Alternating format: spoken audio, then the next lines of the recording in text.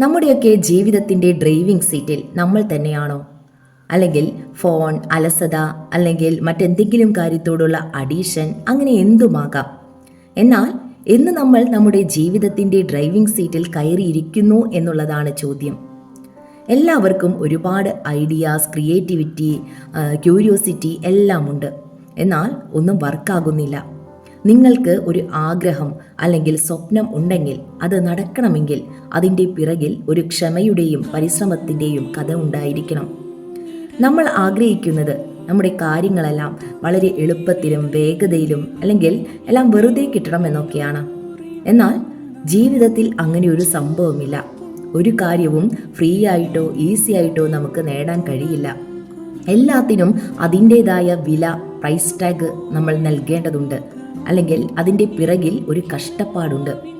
ഈ കഷ്ടപ്പാട് എന്ന് പറയുന്നത് സ്മാർട്ട് വർക്ക് ആയിരിക്കണം. എന്നാൽ സ്മാർട്ട് വർക്ക് ചെയ്യണമെങ്കിൽ അതിൻ്റെ പിറകിലും വേണം ഒരു ഹാർഡ് വർക്ക്. അതായത് ഒരു കാര്യം ഏറ്റവും നന്നായി ചെയ്യാനുള്ള വഴി നമ്മൾ കണ്ടെത്തണം. അതിന് ആ കാര്യത്തെക്കുറിച്ച് കൂടുതലായി നമ്മൾ പഠിക്കണം, അന്വേഷണങ്ങൾ നടത്തണം, അതിനെക്കുറിച്ച് കൂടുതലായി ചിന്തിക്കണം. ഓരോ അന്വേഷണത്തിൻ്റെയും ചിന്തയുടെയും പിറകിലുണ്ട് ഒരുപാട് വേദനകൾ. എന്നാൽ അതും നമുക്ക് എളുപ്പത്തിൽ കിട്ടണമെന്ന് നമ്മൾ ആഗ്രഹിക്കുമ്പോഴാണ് നമ്മൾ പല ചതിയിലും വീണുപോകുന്നത്. എന്നാൽ എല്ലാം വേണ്ടെന്ന് വെച്ച് നമ്മൾ പിന്തിരിഞ്ഞു നിൽക്കുമ്പോൾ നമ്മൾ മറ്റുള്ളവർക്ക് എല്ലാവർക്കും പിറകിലായി പോകുകയും ചെയ്യും. അതുകൊണ്ട് ഇതെല്ലാം നല്ല അവസരം, ഇതെല്ലാം നല്ല സാഹചര്യം, ഇതെല്ലാം കറക്റ്റ് ടൈം എന്നൊക്കെ പറഞ്ഞ് കാത്തിരിക്കാതെ നിങ്ങളുടെ കയ്യിൽ എന്തുണ്ടോ, എന്ത് സാഹചര്യമുണ്ടോ അതിൽ നിന്ന് തുടങ്ങാൻ പഠിക്കണം. ഓരോ ദിവസവും എളുപ്പമല്ലാത്ത ഒന്നിലേക്ക് കാലെടുത്ത് വയ്ക്കുമ്പോൾ നമ്മുടെ ജീവിതത്തിൽ പുതിയ മാറ്റങ്ങൾ വന്നു തുടങ്ങും.